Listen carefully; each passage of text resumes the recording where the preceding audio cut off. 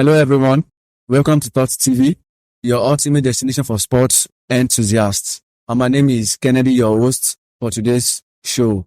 Here with me, I have incredible guys who is going to share his knowledge, his expertise on today's trending topic. And I have here with me Mr. Abi Yusuf. You're welcome, Mr. Abi Yusuf. Thank you very much. It's a pleasure to be here.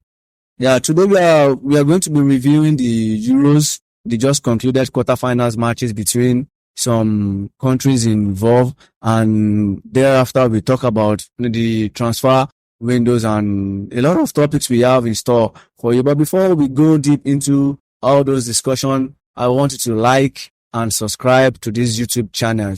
We promise to keep giving you incredible podcasts, incredible topics every time. Now, to our topic, to what we have at hand. The ongoing Euros, I want us to first and foremost talk about the officiating. In any way, can we compare it with what we saw during the just concluded? For officiate, I think the Euros have actually had a very good officiating so far. Maybe a few errors here and there that we might likely see one or two things about as we speak about the quarterfinals. But so far, I don't think it's bad. I try not to rate this good or bad, which is better. Try to make a sense of, are they doing well? And if it is about that question, I think so far the officiating in AFCON, fantastic. So far in the Euros, there's been a great officiate. All right. That is mind blowing to know that they are doing the right thing at this time, because we understand that most times if you have bad officiating, it's going to dampen the spirit of the players. The morale of the game. So, like what we've seen so far, it is actually interesting to watch that referees are stepping up their games and football is flowing in the normal direction it should go. Going to the game, a lot of people believe that Germany is going to come out victorious because of the like of Toni Kroos, Jamal Musiala, Tony Rudiger, and experienced players like that. To compare with the young team of the Spanish side. So now, my question to you is, what is that factor? Where did the Germans got it wrong? Okay, like you said, I'm one of the people that actually tips the Germans to win the game. And after watching the game, I won't say where the Germans go wrong per se. It's more of a question of they had a good game, played well, and they missed way too many chances. Yes. They have more than enough chances. That would actually be a determinant factor. When you have opportunity and you are not converting them, good. So they created more than enough chance to have punishment during the game. So by the same time, they got to a point where they were desperate and everybody had to play through the knife and the kitchen sink. And the problem in front. I love that analogy. The knife and the kitchen sink. Yes, yeah, that was exactly what happened to them. And so the game, for me, it's not really about them going. Spain is a fantastic team. I've watched all their games in this tournament. Very young team, energetic, and unlike the usual Spain we are used to, they can actually mix it up. It's a Spain that can actually play with the ball as we have always known them to. Mm-hmm. And also, it's a team where even when they don't have the ball, they are still as dangerous as when they have it. Yes, they have exactly. They have fast fingers in Nico Williams and Yamal. So they are fantastic players that can actually move the ball out to dangerous places and get things done. So to me, Germany didn't do much wrong except missing their chances. Yes. Because even right at the death, even when it was 120 minutes plus, they still had a chance to get back in the game and get to shootout. Where Fulkrug had a click direct free header and he nodded it off targets. Almost a similar header to what Mikel Merino scored. Exactly. So at the end of the day, they only have themselves to play for me. So we can conclude that they missed their chances through missed chances. Yeah, basically. So no, that is some way to put it. So they missed their chances of progressing to the next stage through their too much of missing chances. Yeah. So I think they will come back strong. They will learn from that. And now Spain, what really went on well for them? What really helped them? Is there a particular set of player? A certain player you can pinpoint that this person really outshone the rest. Like this person commitment pave way for them. Okay, for For the whole tournament, I don't have anybody specifically picked for them. If we are talking about the whole tournament, the person I would like to really pick ahead of everybody else would be Lamine Yamal. Yeah, he has been sensational. Yeah, the boy has been very good. So far, so 16 good. year, Yeah. 16-year-old in his first major tournament, he has been fantastic. Wow. But for that particular quarterfinal game, I think my man of the match is Danny Hulman. The guy was really good in that game, and he had a game of his life, one of the best game of one of the best man of the man performance of the tournament. Yeah, welcome back, everyone. Now, so we've done justice to Spain against Germany. Now, the next question is about, I'm about to ask our next guest, who is Mr. Ahmed Fadji. The English side, how has been their performance so far? In your own opinion, what is your thoughts about their overall performance in this blue? I think I give them 7/10 for the England performance for the from this Euro, outgoing Euro, because the main problem there now is the coach. I think the way he coaches his team is an awkward way. You can't imagine a coach using this type of formation every time. Fans keep clamoring on him changing the formation and the pattern of play, but I don't understand. But I think the players are ready to play under the coach, but the coach is not giving them the time. Abi, what's your view about that? They said the coach perception is the coach. So, what is there anything about the tactics that is not right, like he said, or are you against what he said, or you have anything to chip in? Okay, my contribution will be based on I've never been a fan of the result. I've always believed he's a good coach, maybe. Well, a good tactician, I don't think so. For the England setup, or who I've spoken with, I've always said something. This Euro, they have a few folding problem. The coach is trying to fit a lot of players that have similar attributes. Kane is a player that likes to drop into the middle to join play. Bellingham wants to join play. Foden wants to join. So you practically almost have a team.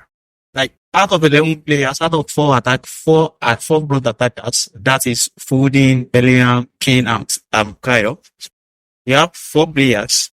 Only one person skip width to the right side. The other 3 wants to come to the middle of the pitch. That means you need somebody to make the pitch bigger on the left side. And unfortunately for him, he went with only one left back to the tournament, and the left back is even a handicap one.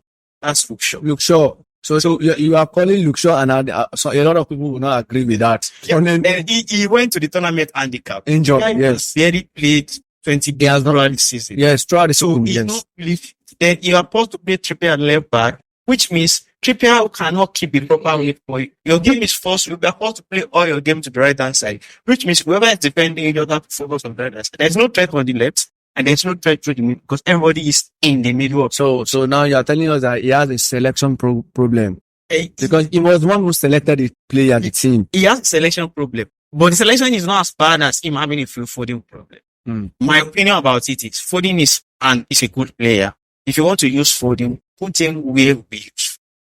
Just don't worry about it. It's either you use him where we use or you don't use him. So if I'm understanding now, he plays a lot of players out of their natural position. Not out of natural position. Those players can adapt. Okay. They have similar attributes in terms of how they operate. Yesterday's game was the first time he moved Phil Foden to the middle fully. And saw in the first half, Bellingham was playing more from the wing than in the middle. And he had a very good game in the first half because Bellingham was willing to play through the point. Bellingham being Bellingham, forcing himself into the game. He collects the ball, he passes to him, he moves the ball around. Foden was struggling to fit it because nobody is willing to sacrifice for it. Everybody wants to play, right? All right. And Harry Kane is coming to the same space. Phil Foden also wants to to the same space. So they don't have runners behind people that want to go behind the defense. So they were struggling a bit. In the second half, Bellingham decided to join them in the middle. And the switch team just killed them off the moment that nonsense started. And the Swiss adjusted their formation for them early in the second half. You see that they see the space for the They see the lap is there. they just adjust. Yes. And they shot all their midfield out. Interesting. So Interesting. it's for me, it's a bit of a contrast of him trying to feel team folding. I know there's no way as a coach too. I won't bench to Bellingham. Neither will I bench Kane. Not all. So you have to, and you want to play football, you have to find a way to figure. You have to figure something out. What you said now, let me ask you. Is it not necessary to sacrifice? Now, this intuition that, I have Bellingham, I have Foden, I can't bench this one for the. Is it not necessary to just sacrifice one and let them stay on the bench, or should not even bring them to the tournament? You see, that yesterday match between England and Switzerland, the only one player that I keep clamoring for to start the particular match is Cole Palmer. Because when in coming in, after 2 minutes, there is a goal. We want to play penalty. You see him starting the when you have a trust in the player, you keep putting him on the bench. That means you are feeling retarded. Yeah. You don't trust a player. You are playing too safe. Southgate is retarded.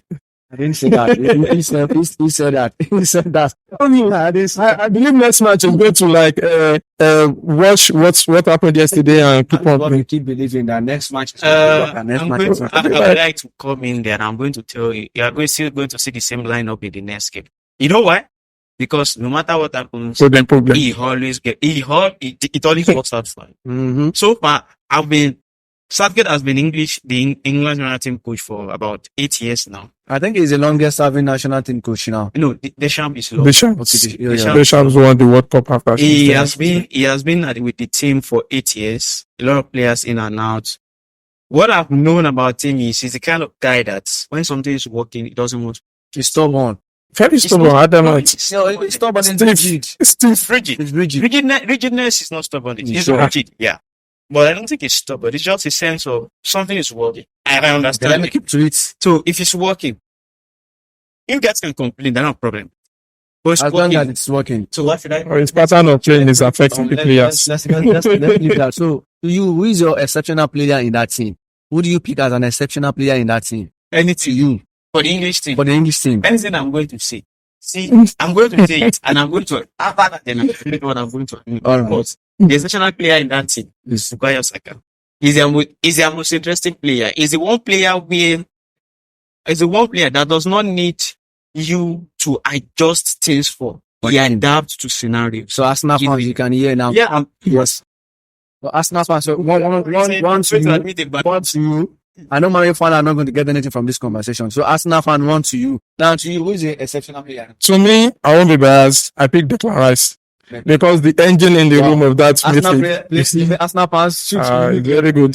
So we have 2-0, Arsenal, Chelsea, Man U, Man City. So I was thinking, going to this competition, a lot of people were shouting Foden to Bellingham, but now we can see what is happening. So a lot of people are picking to Arsenal. And another thing entirely is because Bukayo Saka's versatility. It helps the team very well. Mostly is withdrawn.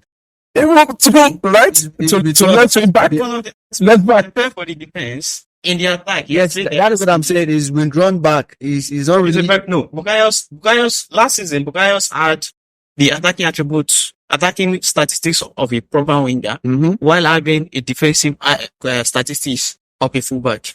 Oh. He's one of the best in terms of defensive statistics. He has one of the best in Europe. It's basically, you can compare his defensive statistics with any two. So let's give him the Ballon d'Or. It's still very bias and all. It might be named very far. Levels to move. Yeah, but they're not PR. It's going to get. Yeah. Moving from that, let's quickly go to the France and Portugal. You wanted to say something, and I'm eager to listen to hear that thing you want to say. Now, a lot of people believe that the problem of the match they had with France was when the coach made the substitute of Bruno Fernandes and which other Naps. Yes, Bruno Fernandes and Cancelo. Semedo and substituted Bruno Fernandes and Cancelo. They brought in Semedo and Ben Neves. Now, I think they said a lot of people were saying that if Bruno had been there, the penalty that João Felix took, I think would not have gone. So a lot of people are faulting the coach, why some are saying that it is the Ronaldo factor, that it is time the old man sits. Let him give space to younger generations of players and let them stick together. So what is your opinion about that? Okay, I would like to start with the last question before I talk about the Ronaldo situation. For the Ronaldo situation, I think people still have high expectation for Ronaldo. Yeah, Cristiano Ronaldo is Cristiano Ronaldo. Cristiano Ronaldo. But for God's sake, we need to remember the man is 40 years. 40. He's 40 years. You don't expect a 40-year-old man to be running around on the pitch. The best, he's still a very good goal scorer, no matter what we say. Yes. So the best thing you can do for him in a team is get the ball to his feet Mm-hmm. in the penalty box. Then the question I'm going to ask is, how many chances did the team actually create for him? People might say whatever they want to say. The problem I see with the whole setup is that you are playing a very, very, very solid defensive team in France. In France, In the French exactly. league. My friend, and you have a lot of playmakers.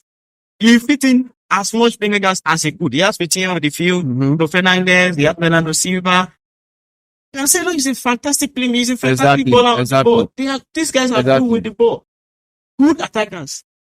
Rafael Leao was fire on the wing. So far in this tournament, the only person I've seen that has really troubled Jus Koundé is Rafael Leao this tournament. Every winger that has played against Jus Koundé on that wing has basically, He shuts them down. but Leao gave them a lot. Yeah, exactly. But the question is, how many chances they create for Ronaldo? Ronaldo. They expect him to run and he's a 40-year-old man. Then I'm going to say, yeah, they have a young striker in Gonzalo Ramos. Oh, the boy is good, but I've watched the boy in PSG. The boy played majority of the World Cup as a striker. How did it turn out? The boy is so good, he's 4K, but he's not Cristiano Ronaldo. If you are a coach and Ronaldo can still play, it's just like saying, why are they playing Messi at the Copa America? Mm-hmm. Because he's Lionel Messi. So to you now, Ronaldo is not the problem. Ronaldo is not a problem. See, at the end of the day, the coach has a decision to make. If you want to fit in Ronaldo, you adjust your settings of how you fit in Ronaldo. If you don't want to adjust your settings, you tell him, I'm not taking you to the tournament. Oh, senior man, come and sit down on the bench. At least that's what we call ourselves. Yes. Senior man, Yes. come and sit down on the bench. We'll be bringing you Play from the bench. play from the bench. Yes. Come and make things happen from the bench. And so for me, really, Ronaldo is not really, their team is not a Ronaldo problem. I think it's more of a coach finding a way to balance the team with Ronaldo's skill set. And they just played a team that is probably as good as they are, probably better than them. That's the only thing I see. Ahmed, what's your You see, to me, my first opinion now is that in the world of sport, there's no small team again. On paper, back in the days when you see France, Portugal, you can bet all your lives on the France will win the match. Well, as things start growing up, that yesterday match, it's very, very, very good. Very good. Moving on to penalty, it's a very good match.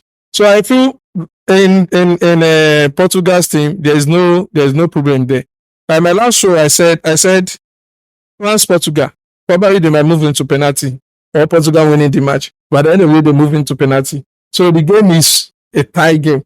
And Ronaldo is also Ronaldo. If you don't have a feeder in your team for Ronaldo, just forget about it. There's no how you're going to meet up your expectation. We've concluded that the problem is not Ronaldo. No. So it is just football. Let's just put it that way. It is just sheer football. Let's just put it that way. All right. Moving from now, we know a lot of people talking about Ronaldo this, Ronaldo that. Now you understand that there's no Ronaldo. See, I'm sorry to use shit happens in football most times. What we don't, sometimes you plan one thing and it goes the other way. Football is a game. You win, you lose. Exactly. And even penalty service 50-50. Exactly. You don't know who might win or not. Even if Bruno had cleaned the penalty, I might lose it. Actually, I'm like to use analogy. The only thing I will say on the Bruno factor is that saying that Bruno being on the field and Felix will not have played the penalty and Bruno will have scored. What I'm going to reply is somebody I will use this analogy that somebody you woke up in the morning, they went outside, and unfortunately that day you got hit by a bike or by a train. We could easily just draw an extrapolation and say the same thing as, okay, if that person had not woken up at the club that day, It would not have. he would not have hit him at 8 exactly. because he probably still be inside dressing up. Yes. Whatever is going to happen It's is going going to to happen. happen. Bruno Fernandes has lost the penalty before. It could be the one to lose. Might even lose again. Exactly. So what happened really was football. Football happens, and football is a Yes. beautiful game. You win Yes, some, football. you actually lose some. So now, but let's talk about Holland. Let me put it to you. Now, are we attributing Holland qualification to the next round to Shootout? Because looking at that team from the inception of the, okay, let me put it this way. How have you seen the team? How did you see the team See, with the calibers of players they have? They've been struggling to win matches, if I'm correct.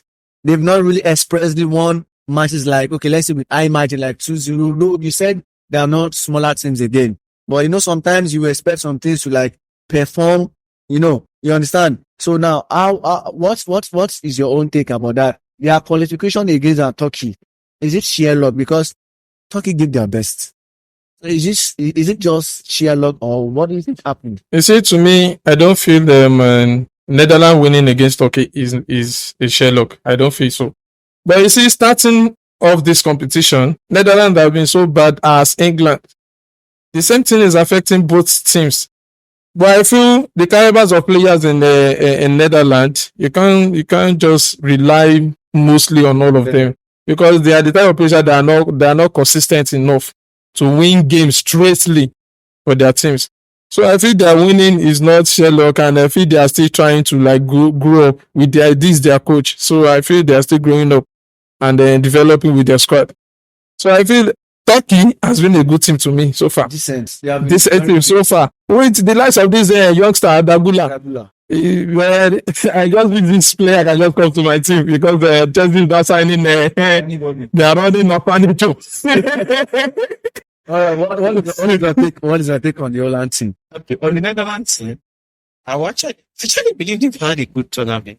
My expectation of them was not high, and I looked through the team. I think I myself, we might have this bias of a bit of familiar players that we know among their team. Mm-hmm. A good chunk of their team actually do not have that kind of rotation we think Holland has.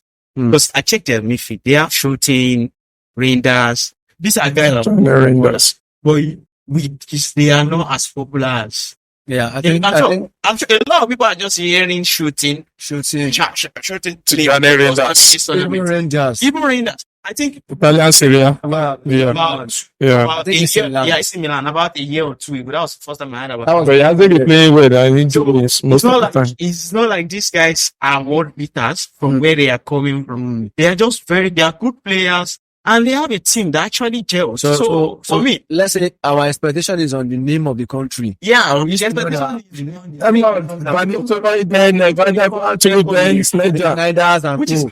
is not bad. And for me, they've actually proved up to the reputation of what they expected. Now they are in the semi-final. I think the only blemish so far in the tournament they've had is the game they lost against Austria. Mm-hmm. They played France a very good game. They won their first game, and more or less throughout this tournament, nobody has really won convincingly except for the Germany first game. Yes. I think Spain is the only team that has really won convincingly in most of their games. Let me stop you there. Now, going to the semi-finals. Now, which team do you think has a momentum heading to the semi-final? Which team that has the momentum, the carrying capacity going to the semi-final? I'll start with the second, which is the Netherlands England team. I'm not a fan of England.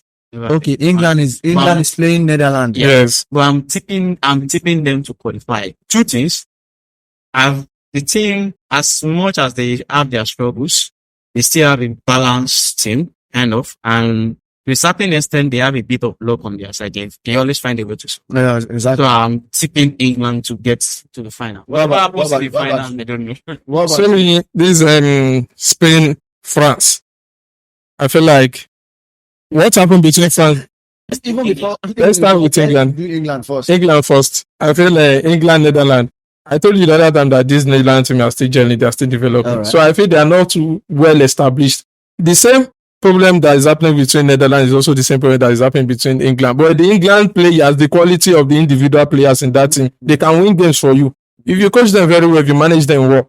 So I feel England we skip through it. So our vote is on England. Yeah, I To don't know if they're qualify. going to win during the game. Possibly. I- Let's say England. England. that they get to the Okay, so we are going with England. Yeah. So now the Final. second one is between Spain and France. Now that should be the star game.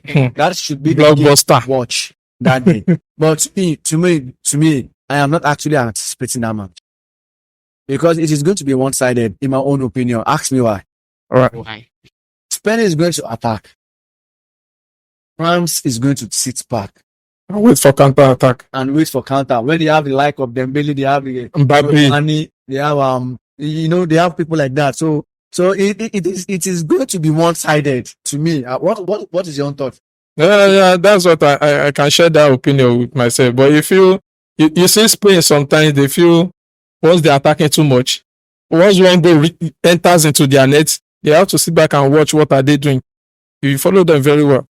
But you see France, irrespective of who you are, once I have my general Kante at that midfield, you never escape through it. So I feel between that Spain and France, I think Spain will go. Do you support that notion? No, So how is the match going to be in your own opinion? How How the is match it is going going to to go? I think you'll be disappointed if you think it's going to be one-sided. be? No. Because if you watch France, I like the team for one thing. In terms of people say the champ is boring, I also share the opinion that it's boring, but I respect him for it. The champ do not really care about how you win a game. But he has a team that can comfortably play any system. If you want them to sit back and counter, they're a very good team. Mm-hmm. If they want to be on the ball, they're a very good team. But it's not going to be one-sided. It's likely going to be like the Portugal-France game, where somebody has the ball for a long time, then the other person takes it for a long time, All right. then and switch. It's All going to right. be back, and it will be a game like that. It might not be as open as the Germany-Spain game, Okay. but to be a flow between somebody having a standard period of Mhm. the ball, then the next person having a long period of the ball, and the other team takes the ball back and do Alright. the same thing a bit. All right. However, if for the team I'm tipping to qualify, I'm tipping France. France Because qualify. France has always done one thing perfect, balance. Balance. They've always balanced the defensive side. Check, first of all, this tournament, Yes. they are the best That defense. was why I think that was why they meant to bring back Kante for that midfield. Something for so long. For so long, the balance in that midfield had not been what they wanted. So, But you see, the adjacent does not believe in Kante on what sector. If at all Pogba doesn't have that problem with it was FIFA, gone- he would have gone ahead with Pogba than Kante. Kante. Because if you attacking wise, Pogba is much more. No, Much I more think better. you'll have won with both. You will have won with So somebody much like more started somebody like Rabiot should have been on the bench or Adrian Rabiot will have probably been cheap for White. yes. Probably. Because I think Pogba or we. So Let's Sure. speculate about somebody that is That is there. not there. Let's just talk about the guys that because I think all right. that's All right. So now, who is your in each setup for the qualifier? I mean, for the semi-final, who is your in each setup in each game? France versus Spain, England versus Netherlands. Netherlands. In which of this setup can you choose one player for each? That okay, maybe this person will be the game changer. Maybe this player will be the game changer. Spain and France. In Spain, who do you think might be the game changer? Might be somebody to look out for. Then also in France, who do you think will be somebody to look out for? Your opinion on that? okay. My money is still on Lamine Yamal because Yamal. the left side of the French A team, lot of people are talking about that boy. the boy is very good. Golden. The boy is very good. So the left side of the French team is ultra attacking side. Okay. The right side is the more defensive side. The left side is the ultra attacking side. Theo Hernandez is a good defender, but he's even a better attacker than the defender. And you have Mbappe on that way. So Mbappe doesn't even come back. His responsibility does not cover coming back to win. He waits, he'll win the ball and get back to you. Because let's see what magic will do. So that means a little bit more space on the way for Yamal. But me saying that does not mean it's going to completely decimate Theo Hernandez. Because Atiana is a good defender, like I said before. So I think it's going to have Yamal will have a good game. Being the boy is very good. But at the same time, I think, because of the way the French set up, it's going to be difficult for him to have that free flow he normally does. But I'm still tipping him to have a good game. All It's right. my favorite. Yamal from Spain. What are you going with? Spain versus France. Yeah, So yeah, for Spain, I feel I'll go with Omo Dani Olmo. than That Omo. is if it starts. Hmm. That is You if see, it starts. that super sub mentality, what it brings into that team, once the sub in, it is very The only big. reason I didn't pick Daniel Mo is because France has Odegaard. That's the only reason I didn't pick him. Very quickly. Okay. Unfortunately for you, you are playing against Odegaard. It's going to run your rack. It's going to run. But the flexibility of Daniel sometimes can cause a danger, threat. Let's So that we feel. let's wait and see what. Let's see how it goes. The French side. What are you picking? What are you tipping? I can't say all way, everywhere. Are you going with Kante also? No, I'm not going with. I'm not going with Kante. Yes. Who are you going with? I'm going with Saliba. Who? Saliba. Saliba. Yeah, William Saliba. William Saliba. Okay. Yeah, I'm going with him. The one has had a very fantastic tournament. He has a decent outing. Fantastic Yes. tournament. Yes. Almost all the strikers, the big ones, the small ones, the star-studded ones, everybody has gone and he's come back with. I mean, I have a different. Let's see what Morata can do. I have a different opinion. I Morata. have a different opinion, but let's leave that side to that day. To that day. Now to the second match, that is between England and Netherlands. So in the Netherlands, where are you going with? In Netherlands team, Yes, I think just a player that can cause confusion, that can, make things happen. I'm trying not to be attacked because we tend to see attacking side as the most important Yes, thing. yes. But for the Netherlands, I think I'll go with Cody Gakpo. What about Weghorst? Eh? Yes. I like to call him Ugo, but I don't go with Spanish name. So I think I'll go with Cody Gakpo because currently Cody Gakpo is the highest scorer in the He's tournament. our best player. 4-1. He's currently 4 goals, Yeah, 1 yeah, assist. Exactly. So Exactly. there's nothing else. So- So far, I didn't go with him. I'm going with Gakpo all way, everywhere for Netherlands. What about the English team? What are you going with? For the English team, Yeah. I think that the kind of game, if Sergej has a good setup, the Netherlands game looks like a game where Bellingham will enjoy himself. A lot of balls crashing. Van Dijk is going to stress them a lot because they are facing a very good defender. Or with Harry Kane occupying Van Dijk, Bellingham has a lot of free movement, space to crash the balls. exactly. And the boy is always good with his Alright. crashing works. So that's Jude Bellingham for Jude you. Bellingham. How about you? You see, England setup sometimes, I feel it's high time you bench Kane for Ivan Toney. Because Ivan Toney coming into the game, he can change the pattern of the play for them. Using Ivan Toney, starting Ivan Toney and Kopama, please, Gareth Southgate. Can you please start this Kopama? Southgate, please start The Kopama. only problem with the Kofama starting is that he can't bench Bukayo. And then you should not hold it for him So now. now we're going to the next topic. Now you're talking about adjustments to the teams. So what are the adjustments? So you're talking about bringing in Kopama and Ivan Toney for Kane. okay. What about you? Any adjustments in the English team? For the English team, I think the only adjustment I would advise is it's going to be a big risk. And a lot of people are not going to be happy with this. No, it's Not opinion. because the person I want them to drop is not good. The boy is very good and he's also played very well. But for balance, and because I know Southgate will want to use Phil Foden. Mm-hmm. If he's going to drop Phil Foden, put Palmer on the left and keep Harry Kane on the field. It's still going to work. All right. If you are not going to drop Phil Foden, drop mine. Send Bellingham back to the midfield and put Phil Foden behind Harry Kane. And put Kopama on the left or start easy on the left. Easy. All right. So now there's this question I've been meaning to ask. Which of these teams that you think has the most complete squad? Most complete squad. Yes. I would prefer to say the most balanced team, most complete squad. I'll still think in France because actually I'm taking France actually win the tournament. France. Yeah, the search part. I pick Spain.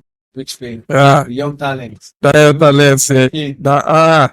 from the midfield, even to the bench. They have You can see some quality on that bench. They have blood in sports. All right, good. But the French has matured. Good. So we can now. So we have two opinions. It's going with Spain. You're going with. It's been said to All be right. the So we same. come to the conclusion of the Euros qualifiers, and so we heard it. He's tipping France, and we are tipping Spain to win. So let's wait and see. In a few days' time, we'll know. We'll come back here and we'll review their predictions to you. Now, there's something I want us to also speak about is out of these Euros, currently the Copa America is going on. Yeah, Now, yesterday we we had the almighty Brazil out of the competition by Uruguay. competition. So, what is wrong with that Brazilian team?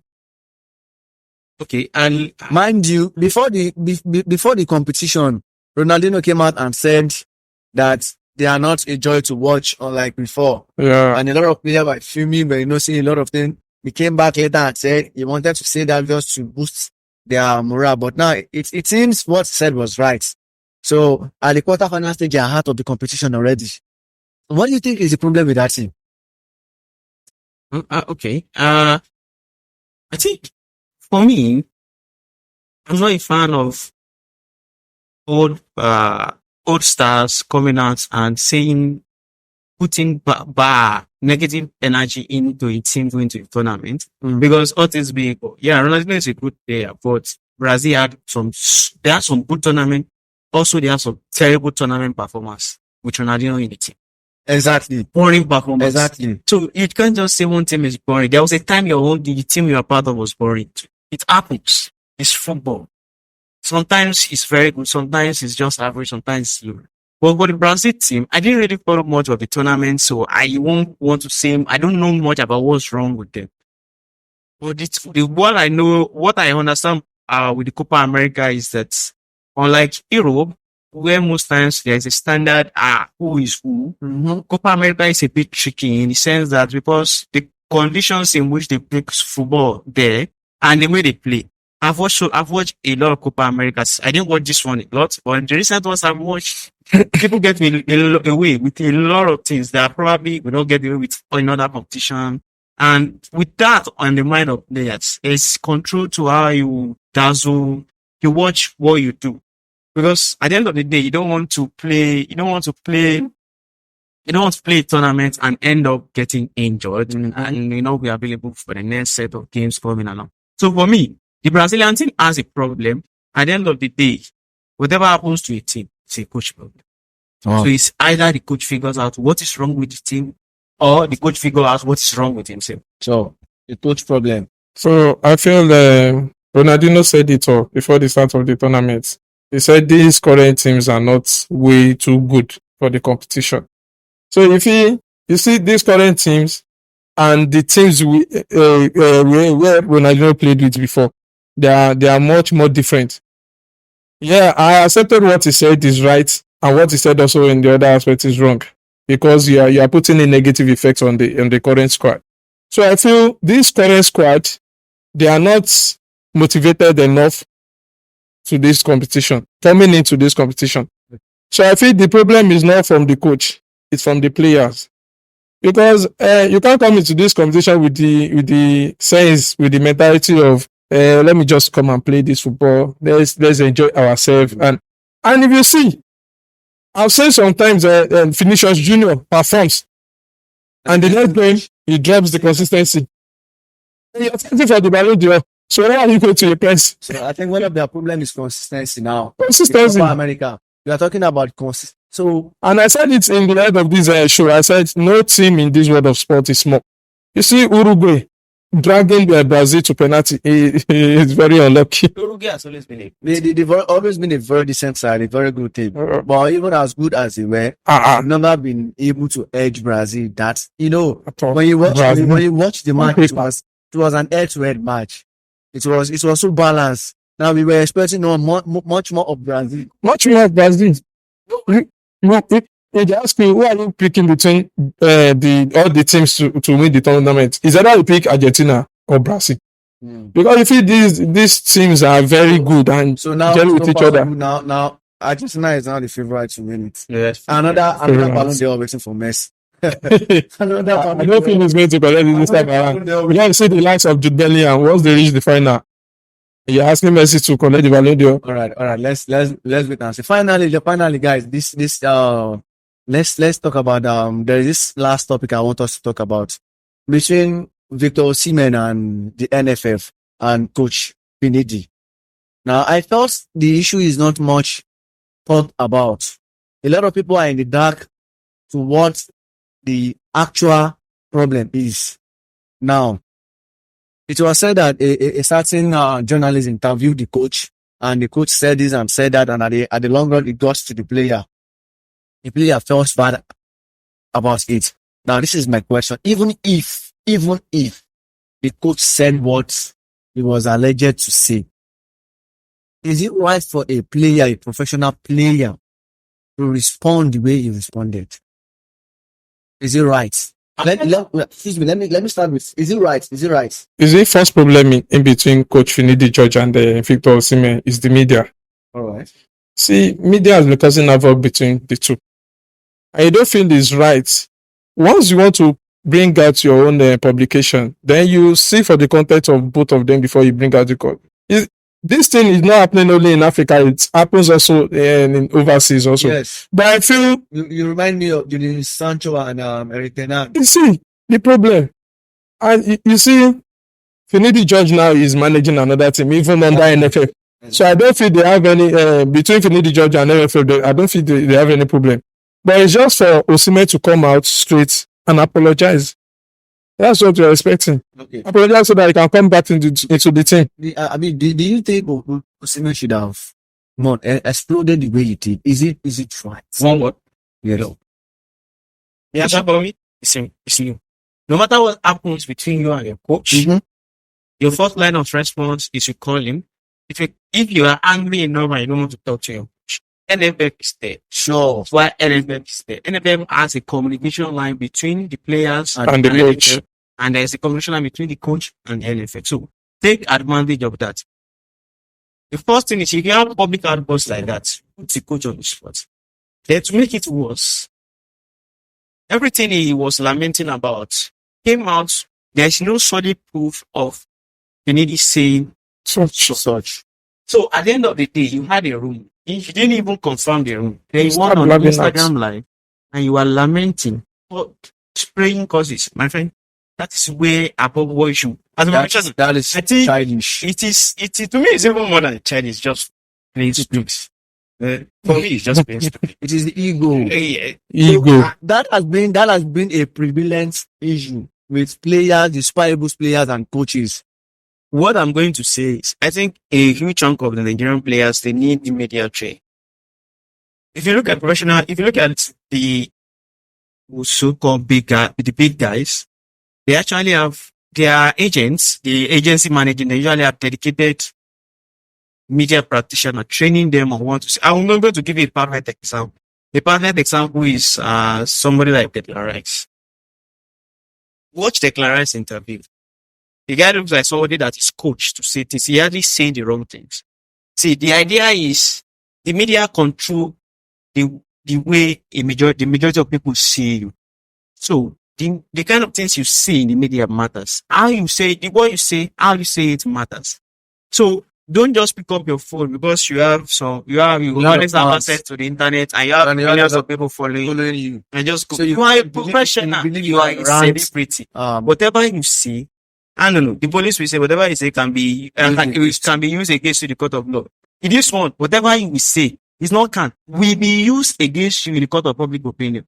So as a professional, in any field we find ourselves, actually, this time around, it's not even just to say it. So as a professional, media training, watch what you say and how you say it. It's very important. It's just simple. So let's agree to say that, bro, Osimhen, big man. The guy for public. So we are expecting your boss is your boss, your manager is your manager. Then that is the right thing to do. Just apologize to Nigerians.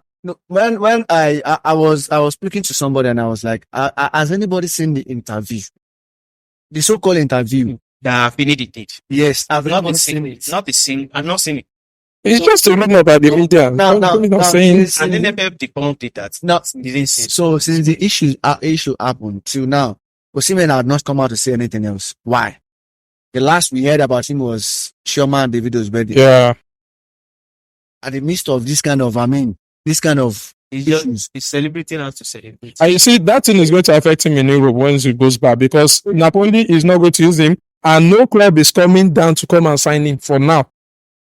Because they are listening to how disciplined a player is before they can sign him. bro, we love you. We love you. We actually do love you and respect you. But the right thing to do is just apologize to your Apologize. apologize to NFL. NFL and the fans, You know, much.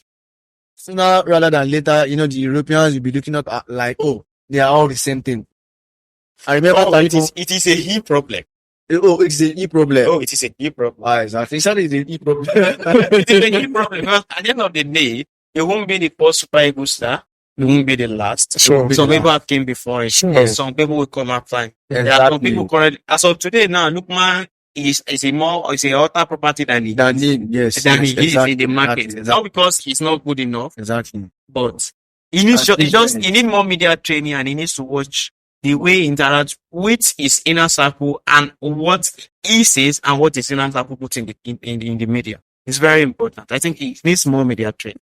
All right, guys. Yeah. Thank you for joining us this Yeah. evening. I believe we all enjoyed ourselves. We've come to the conclusion of today's episode of podcast show. But I want to give you a hint. I want to be glued to your system. Subscribe, like, because we have a very, very important topic in our next show. We'll be talking about comparing players, and two of the players we want to compare next is Harry Kane and Wayne Rooney. Yes, we want to do the comparison of Harry Kane. A lot of people are saying that Harry Kane is better player than Wayne Rooney. A lot of people are saying Wayne Rooney is better than Harry Kane. Join us next time when we'll discuss issues like this. Once again, I want to greet and appreciate my amiable guests here. Thank you for coming, and we hope to see you soon. Yeah, you're welcome. It's lovely being with the show. Guys, please, like you said, don't forget to like, subscribe, and make It's sure you important. share the video. Like, subscribe, and share. Don't move without liking it and sharing it. Thank you.